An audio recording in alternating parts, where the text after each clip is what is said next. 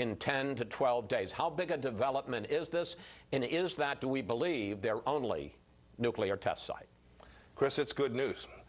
Every single site that the North Koreans have that can inflict risk upon the American people, that is destroyed, eliminated, dismantled, is good news for the American people and for the world. And so this is one step along the way. I had a good set of meetings this past week aimed at heading in exactly this direction. I want to go back to the comment, and Kevin just played it, your comment on Friday that if Kim chooses the, quote, right path, the U.S. is prepared to work with North Korea to, quote, achieve prosperity. What does that mean in terms of direct U.S. investment in North Korea?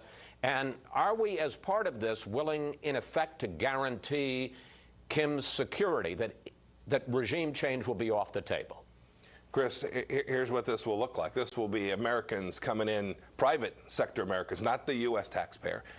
Private sector Americans coming in to help build out the energy grid. They need enormous amounts of electricity in North Korea. To work with them to develop infrastructure, all the things that the North Korean people need, the capacity for American agriculture to support North Korea so they can eat meat and have healthy lives. Those are the kind of things that if we get what it is the president has demanded, the complete, verifiable, irreversible denuclearization of North Korea, that the American people will offer in spades. And as part of that, are we in effect saying to Kim, if you give us what we want, you can stay on in power? We will have to provide security assurances to be sure.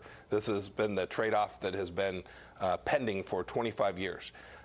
No president has ever put America in a position where the North Korean leadership thought that this was truly possible, that the Americans would actually do this, would lead to the place where America was no longer held at risk by the North Korean regime. That's the objectives. When I said earlier this week that I think Chairman Kim shares the objectives of the American people, I'm convinced of that. Now the task is for President Trump and he to meet to validate the process by which this would go forward, to set out those markers so that we can negotiate this outcome. Do you have any problem, given Kim's history and the history of his family as an oppressive regime, any problems with the idea of the U.S., even if we get our deal, in effect giving a security guarantee to the Kim regime? Look, we'll have to see how the negotiations proceed, but make no mistake about it, America's interest here is preventing the risk that North Korea will launch a nuclear weapon into L.A. or Denver or into the very place we're sitting here this morning, Chris. That's our objective. That's the end state the president has laid out, and that's the mission that he sent me on this past week, to put us on the trajectory to go achieve that. Let's talk about denuclearization. The objective. 2 weeks ago, National Security Advisor John Bolton sat in this very seat, and he told me that the U.S. negotiating position going in is that Kim has to ship out, has to dismantle and take out of the country all of his nuclear weapons, all of his nuclear infrastructure, all of his long-range missiles before the U.S. will grant any concessions. On the other hand, this week, Kim met with Chinese President Xi, and he called for, quote, phased and synchronous measures. In other words, action for action. Have you and Kim agreed what the sequencing is? Is it all of the actions by him first, or is it step by step? And is that something, as I say, that you've agreed with, or is it something that Kim and the president will have to work out at the summit? Chris, we've had discussions on how this would proceed. There's still a great deal of detail to be worked on, and in the coming weeks, we will continue to work on that so that we can be in a good spot on June 12th in Singapore for President Trump.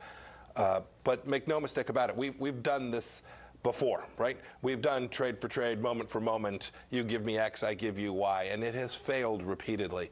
I think Chairman Kim understands that. I think he appreciates the fact that this is going to have to be different and big and special and something that has never been undertaken before. If we're going to get to this historic outcome, both sides have to be prepared to take truly historic measures to achieve it. And how confident are you? Because you're going to be putting the President of the United States in a room with Kim in Singapore with the whole world watching. How confident are you that not only he understands it, but that he's going to deliver on our expectations?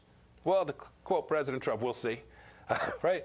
We are not to the place yet where we should be remotely close to declaring that we've achieved what it is we want. There's a great deal of work that remains. Our eyes are wide open with respect to the risks. But it is our fervent hope that Chairman Kim wants to make a strategic change a strategic change in the direction for his country and his people. And if he's prepared to do that, President Trump is prepared to assure that this can be a successful transition. All right, I want to talk about that. That you've said that we understand, and John Bolton talked about that nobody in the administration is starry-eyed. The president has been raising expectations for this summit, saying he thinks that they're going to make a great deal, his phrase. Your predecessor at the CIA, John Brennan, says he thinks that's playing into Kim's hands. Take a look. I think that we're going to have a success. I think this will be a very big success. I think he has been masterful in how he has manipulated perceptions and how he's manipulated and quite frankly, duped Mr. Trump. Is it a mistake for the president to predict a, quote, great success? I think former Director Brennan's remarks are silly on their face. We're going to enter into a set of discussions with two nations doing their best to achieve outcomes for their own people that are consistent with their objectives and goals. I think we now understand that there is the potential that there are shared objectives, and our mission is to prepare the groundwork. And we're pretty far along the way in doing so, and we'll continue to work in the days ahead, 30 left, to prepare for June 12th. So the president can have a successful outcome, that the two of them can meet and see if there is sufficient overlap so that we can achieve the ultimate objective for the American people. After you brought the American hostages home and the whole world celebrated that, President Trump praised Kim for releasing them, and that praise, not the release of the hostages, but that praise upset some critics. Take a look at this. Kim Jong-un did a great service to himself, to his country, by doing this. We can't be fooled into giving the North Korean regime credit for returning Americans that never should have been detained in the first place. According to your State Department's latest report, North Korea still holds at least 80,000 political prisoners in its labor camps and other facilities. Is human rights an issue in this summit, or is it just going to be about the nuclear issue? Yeah, Chris, this administration is always concerned about human rights. It's the case. Not only are there political prisoners that remain in North Korea, there are Americans held around the world by other rogue regimes, too. I can assure you, this administration, I saw it in my role as director of the CIA, and I've seen it now in my first 2.5 weeks as Secretary of State, is intently focused on achieving the return of each of those as well. We had a success this week. We're happy for those families and for America that those 3 Americans returned home, but we recognize there's much work to do. We still have Americans held, and we're working diligently on behalf of each and every one of them. When people found out that you were going to be on the program today, they all have the same question. I must say I did. What is Kim like? With the possible exception of Dennis Rodman, you have spent more time with him than any other Westerner, at least 2.5 hours, the way I figure it. What is he like? Give us any kind of personal insight. How aware is he of what President Trump has been saying? Was there any mention of Little Rocket Man? Well, I've got a lot fewer rebounds than Dennis Rodman, but I did get to spend a great deal of time with Chairman Kim. The conversations are professional. He knows his brief. He knows what he is trying to achieve for the North Korean people. He's able to deal with complexity when the conversation requires it. He does follow the Western press. He'll probably watch this show at some point. He's paying attention to things that the world is saying. He too is preparing for June 12th. He and his team will be working with them to put our 2 leaders in a position where it's just possible we might pull off a historic undertaking. Was there any mention of the exchange of insults back and forth? No, we didn't cover that, Chris. That's probably wise. I want to turn there's a lot on your brief. Iran and Israel got into an armed conflict across the Syrian border this week after President Trump pulled out of the nuclear deal with Tehran. Do you think that there's any connection, that Iran feels less constrained now that the U.S. no longer is part of this deal about Iran nukes? That's ludicrous. It's ludicrous to suggest that Iran feels less constrained when during the JCPOA they have now fired missiles into an airport where Americans travel each day in Riyadh. They've now fired missiles into Israel.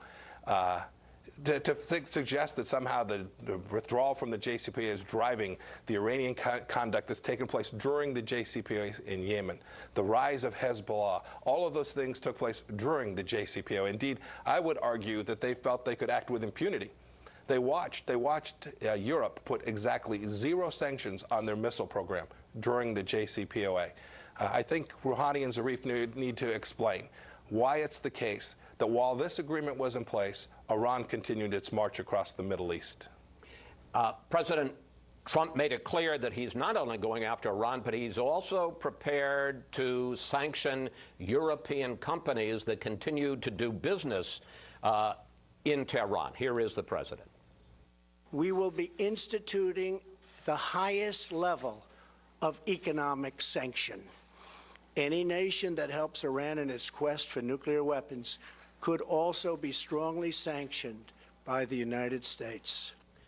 But the leaders of France, of Germany, of Britain all say that they're going to stay in the deal and they're going to look for a way to protect European companies that continue to do business. The question is, how hard is the Trump administration prepared to go after European companies that ignore the U.S. pulling out?